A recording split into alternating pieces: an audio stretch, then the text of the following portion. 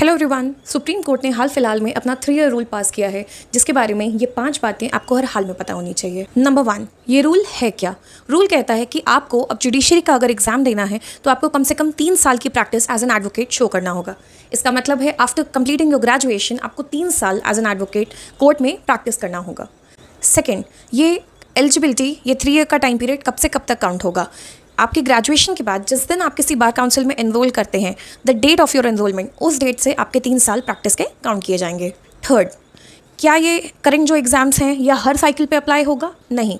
Court ने clearly कहा है कि जो एग्ज़ाम्स के नोटिफिकेशंस ऑलरेडी आ चुके हैं, जिनके फॉर्म्स आ चुके हैं या जिनका रिक्रूटमेंट प्रोसेस ऑलरेडी चल रहा है, उन पे अप्लाई नहीं होगा। ये इन फ्यूचर अब जो भी नोटिफिकेशन आएगा उन सब पे अप्लाई होगा।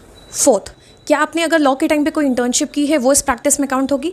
नहीं। कोर्ट ने कहा है कि वो एक ट्रेनिंग की तरह ली जाती है, काउंट की जाती है, और प्रैक्टिस में सिर्फ वही टाइम काउंट होगा जो आपने पोस्ट अपने ग्रेजुएशन के जो भी किसी के साथ प्रैक्टिस का टाइम बिताया है वही काउंट होगा।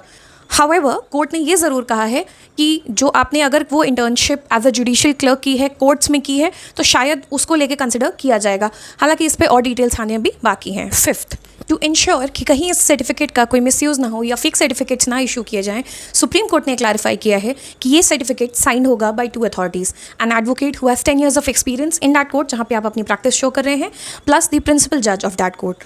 अगर आप ये प्रैक्टिस सुप्रीम कोर्ट में कर रहे हैं तो वहाँ पे same an advocate of 10 years of experience and an officer appointed by the court, उनके सिग्नेचर्स मैंडेटरी होंगे for this certificate of practice.